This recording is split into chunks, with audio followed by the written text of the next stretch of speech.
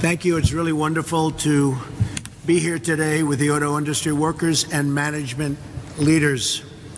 I'm also pleased to be joined by two incredible members of my cabinet, Transportation Secretary Elaine Chao and Environmental Protection Agency Administrator Scott Pruitt. They've been doing an amazing job. They've done a lot of work in a very short period of time.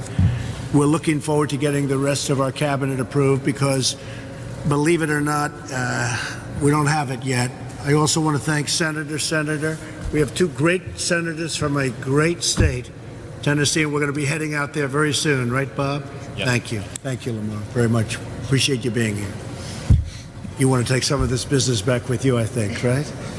But they're doing big expansions in Michigan. That's what I've been promising, and I guess maybe it's one of the reasons I won the state of Michigan, much to the surprise of a lot of people because it's been many, many years. But I also want to thank Mary Barra on my right, who really has been spearheading it and doing a great job with General Motors. We're going to create 900 brand new jobs. That was just announced, and that's going to be peanuts compared to the kind of numbers we're going to be seeing in the near future. I believe Mary's going to get on board and really build new plants in Michigan and other states in the United States, and it's going to be thousands and thousands of workers. And I want to thank you very much because you really have been spearheading. My first week in office, some of the executives came to the White House, became friendly with Mark. Where's Mark? Where's Mark sitting? And Bill Ford, and it's been really great, Mark, and I appreciate everything you're doing. It's been just super. Sergio flew in from Europe. He told me it took him 12 hours. I said, what kind of a plane were you flying? Where is Sergio? There he is. But you've been doing great, and you make a great product, and I appreciate it, especially when you make them in the United States. Right? So thank you.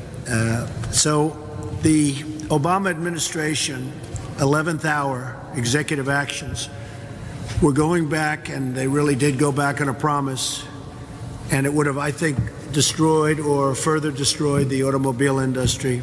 The prior administration promised to listen to industry leaders like you about any concern you had with the current fuel efficiency standards during a so-called midterm review in 2016 and 2018.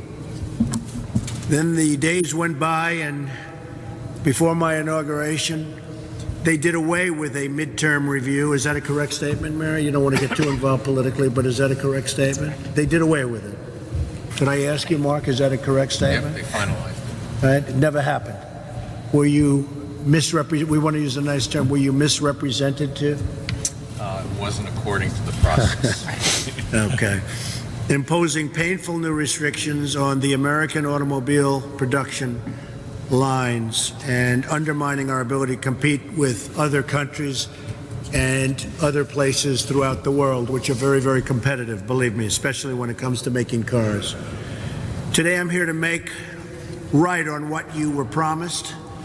We are reinstituting the midterm review. We're going to reinstitute that review, and we're giving you a voice in the process. We're going to do some wonderful work with you, but you have to come back and you have to give us big numbers in terms of jobs. And I know the unions are going to treat them very nicely because, Dennis, we can't go crazy here. You understand that, okay? We got to take it nice and easy. We love the workers. We got to take it nice and easy. We got to let them build. Remember that, Dennis. I know you so well. So I know you're competitors, and you'll always be competitors, but we're all on the same side. The most important issue.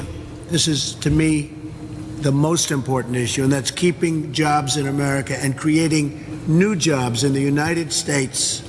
That's why I'm here today.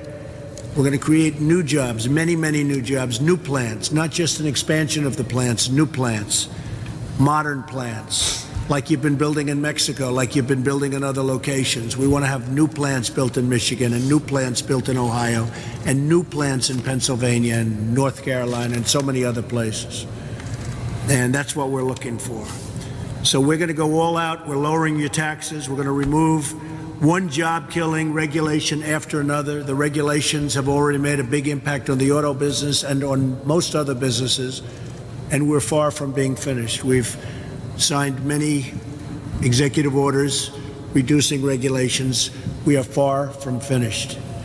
We think we can get rid of about 75% of the regulations in many cases and have more security for the worker, for the environment, and in safety, because safety is so important. So we'll have better security, and that's why I'm very glad that my head of the environmental protection is here, Scott, wherever you are, Scott. So, hello, Scott. So this is going to be a new era for American jobs and job creation, and a new era, almost like the beginning, for the American automobile manufacturers. We're going to make thousands and thousands and thousands of additional cars. We're going to make them in the United States. We're going to work with you on regulations. We're going to work with you on taxes. But you've got to work with us on new plants, on new jobs, and bringing back our country to a level that it's never seen before in terms of automobile production. And if you're going to do that, you're going to see some really wonderful things happen for yourselves, your industry, and for, most importantly, the people of Michigan and Ohio and all of the states that were so good to me. And they were good to me because they were treated very, very unfairly. And so I'm just here today to begin the process. And with that, if anybody has any questions, would love to take them. Go ahead. Anybody? Dennis, do you want to ask something? It's always tough when I have the union guy ask first, right? That's always dangerous, Mark, but that's okay. Go ahead, Dennis. Well, I just, I appreciate everything you said. I think that the focus on jobs in the United States is so important to us as a country and as working men and women in this country. And it's not just jobs, but it's good paying jobs and jobs that we can buy homes and vehicles that we build and everything else. But I do get concerned about environmental standards, and I agree with you that the 2018 discussion that we had and I think it was 2012. Right. Yeah. Discussion. But we have to have a midterm view, because the way we look at it is that we have to deal with the environment. We have to do it in a responsible way where manufacturers are not put in a situation that they cannot invest, but at the same time meet the environmental needs of our nation. So that's a concern. 100%. We agree with you. We all agree with you 100%. But we want you to make great cars, and if it takes an extra thimble full of fuel, we don't want that to stop making. And sometimes it's a tiny amount of fuel. It's a very small thing we're talking about, and we want you to make. I understand your business very well. I understand mechanics very well. I would have been a very good shop steward, but I would have been a good mechanic. And there comes a point at which you are not making great product anymore. It comes a point at which I would even say people end up buying used cars because they work better because of restrictions that are put on your new product. And we don't want to be at that position, and you were being forced into a position where, in my opinion, that was going to happen. So we're going to open it up, and we're going to make it good in terms of your workers, which, years ago you had thousands and thousands of more workers making automobiles in this country than you do today. And this isn't just machinery and robotics. This is, the basics. And we're going to change that. And we want robotics. We want all of that to happen. We're going to make that too, by the way. But when I looked at the numbers, I saw thousands, tens of thousands of more workers many years ago than you have today. And we're going to bring that all back. We're going to bring it back for the worker. Okay? Thank you. Thank you, Dennis. Mr. President, on any given day, we're all fierce competitors. And I think the reason you have 18 OEMs or car makers sitting around here is because under your leadership, to be able to put this midterm review back on track, which was what we agreed to back in 2011. Well, you weren't treated fairly, because I went to many people, and I'm talking about people that are down the middle. They don't care about anything. They just want a certain fairness, and they were involved. Exactly. And you were not treated. You were misrepresented. And I think, to your point, I just want to make clear that what we've asked for and what you've responded to is to reinstate the review. It's not a rejection of what we agreed to. It's to process. And so we really appreciate your leadership, and as always, we're absolutely, committed to improving fuel economy for our customers. Less greenhouse gases, it's safe for the environment, but we need to make sure that it's done sensibly, to your point, in taking into account jobs. That's right. Thank you, Mark, very much. Good job, too. Mary? Yeah, I would say echo the comments. I think by opening up the midterm review, we can look at all the development and technologies that have been developed in the last 5 years and the way the industry is changing, not only with ride sharing, with higher use, so we can actually accomplish and do the right thing for the environment, do it more effectively, that supports jobs and supports new technology. So I think it is very beneficial that we have this discussion and find the pathway to do the right thing, and I think we can. And you have to compete with other countries, too. And we're going to make you so competitive that the only ones you can blame are going to be yourselves. You're not going to blame government anymore because you're not doing well against certain countries. I'm so impressed with the people. I'm looking at Toyota. I'm looking at Kia. I'm looking at all these great car companies, Volvo. It's so impressive. Then I look at Reince. I'm blessing. I'm old. You should run a car company. He probably will end up doing that in a long time, but maybe not. I don't know. He's done a great job, Reince. But I thought we could go around the table and we could start with our great Senator Bob Corker and just introduce yourself real quickly and we'll all know who's here. Yes, sir. Bob Corker, Tennessee. I'm glad to be with you. Thank you. I know that the automobile industry plays such a huge role in our nation, and I'm glad to see it flourishing here as it is in many places across the country. The President honored of to the be with all United of you. Thank you. States.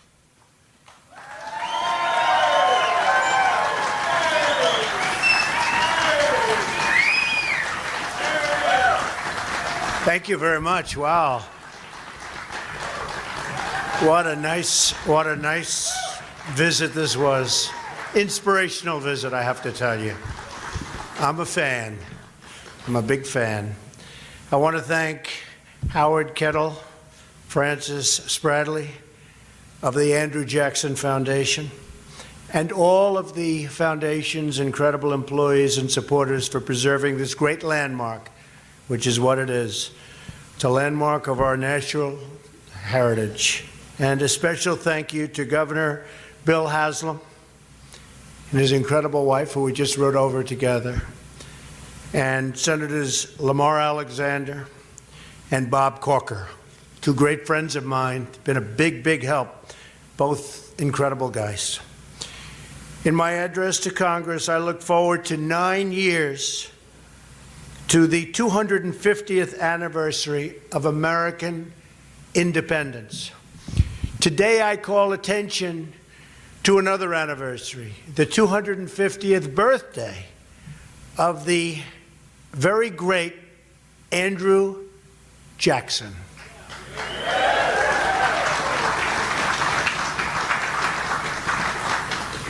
And he loved Tennessee, and so do I, to tell you that.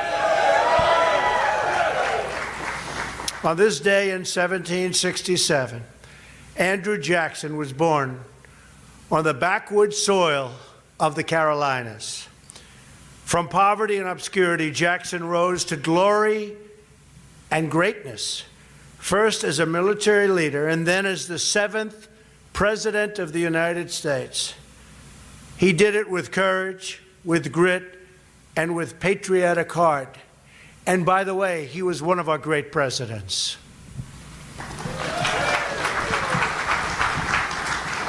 Jackson was the son of the frontier.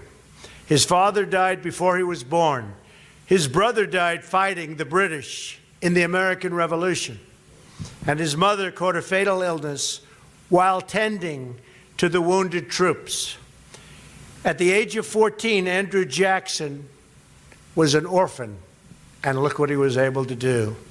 Look what he was able to build. It was during the Revolution that Jackson first confronted and defied an arrogant elite. Does that sound familiar to you? I wonder why they keep talking about Trump and Jackson, Jackson and Trump. Oh, I know the feeling, Andrew.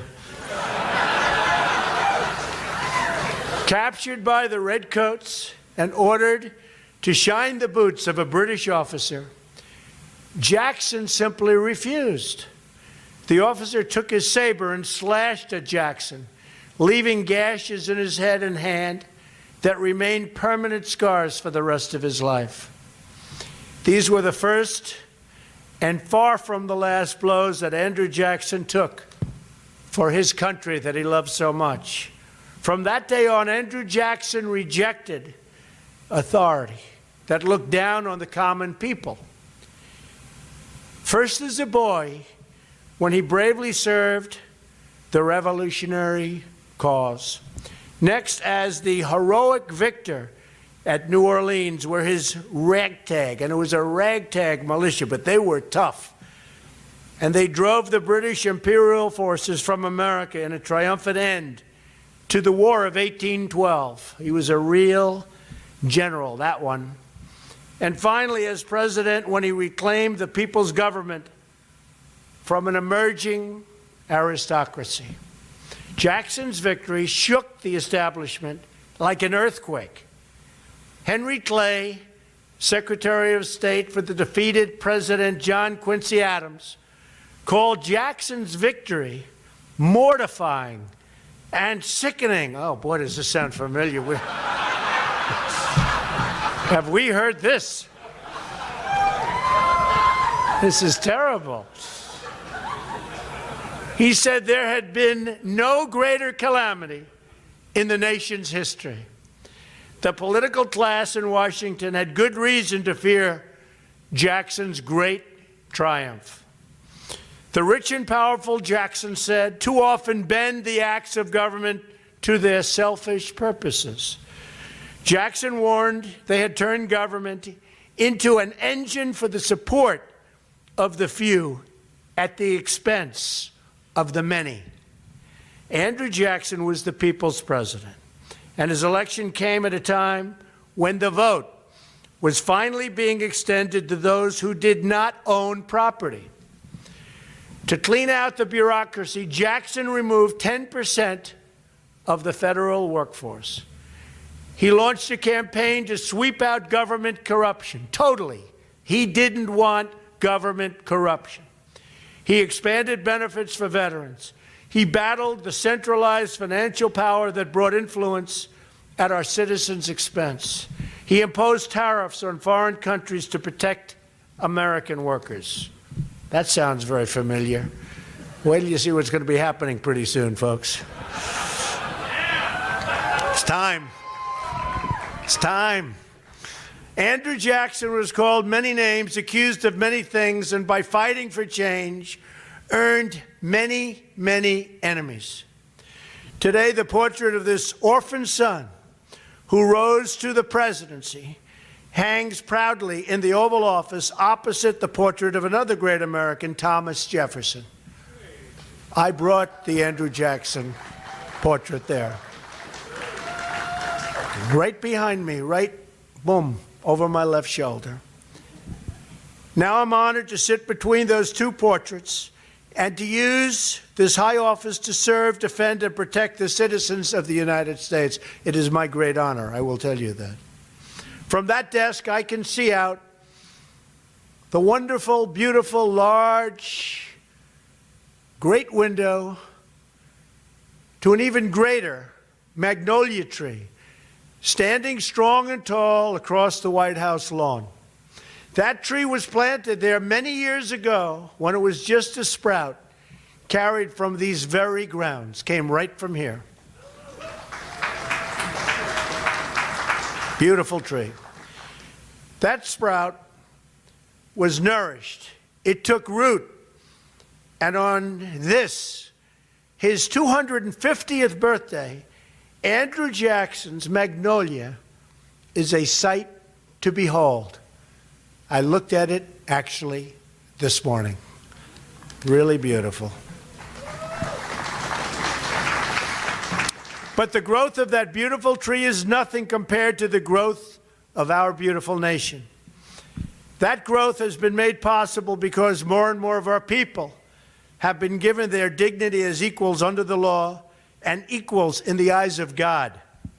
Andrew Jackson was a military hero and genius and a beloved president, but he was also a flawed and imperfect man, a product of his time.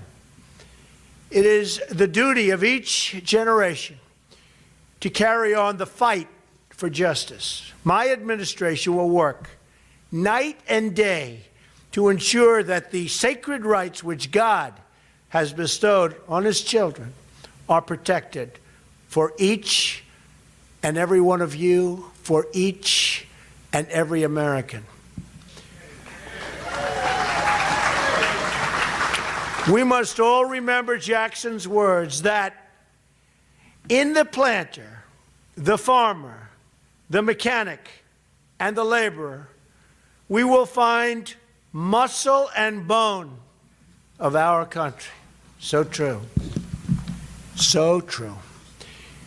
Now we must work in our time to expand, and we have to do that because we have no choice. We're going to make America great again, folks. We're going to make America great again. To expand the blessings of America to every citizen in our land. And when we do, watch us grow. Watch what's happening.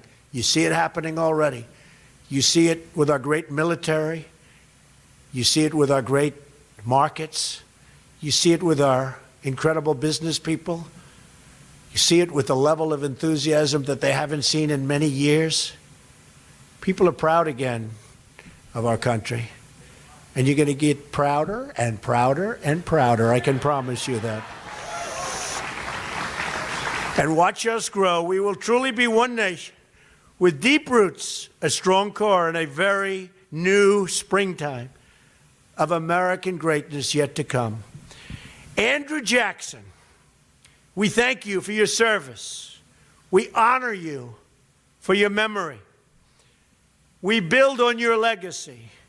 And we thank God for the United States of America. Thank you very much, everybody.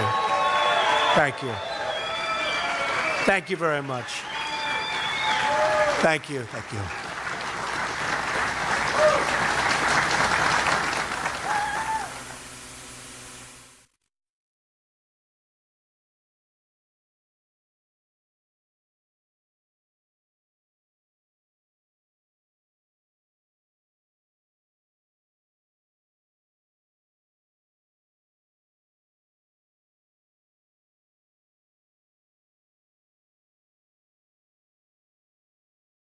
Thank you. It's really wonderful to be here today with the auto industry workers and management leaders. I'm also pleased to be joined by two incredible members of my cabinet, Transportation Secretary Elaine Chao and Environmental Protection Agency Administrator Scott Pruitt. They've been doing an amazing job. They've done a lot of work in a very short period of time. We're looking forward to getting the rest of our cabinet approved because, believe it or not, we don't have it yet. I also want to thank Senator. We have two great senators from a great state, Tennessee, and we're going to be heading out there very soon. Right, Bob? Yep. Thank you. Thank you, Lamar, very much. Appreciate you being here. You want to take some of this business back with you, I think, right? But they're doing big expansions in Michigan. That's what I've been promising, and I guess maybe it's one of the reasons I won the state of Michigan, much to the surprise of a lot of people because it's been many, many years. But I also want to thank Mary Barra on my right, who really has been spearheading it and doing a great job with General Motors. We're going to create 900 brand new jobs. That was just announced. And that's going to be peanuts compared to the kind of numbers we're going to be seeing in the near future. I believe Mary's going to get on board and really build new plants in Michigan and other states in the United States. And it's going to be thousands and thousands of workers. And I want to thank you very much because you really have been spearheading. My first week in office, some of the executives came to the White House, became friendly with Mark. Where's Mark? Where's Mark sitting? And Bill Ford. And it's been really great, Mark, and I appreciate everything you're doing. It's been just super. Sergio flew in from Europe. He told me took him 12 hours. I said, what kind of a plane were you flying? Where's Sergio? There he is. But you've been doing great, and you make a great product, and I appreciate it, especially when you make them in the United States. Right? So thank you.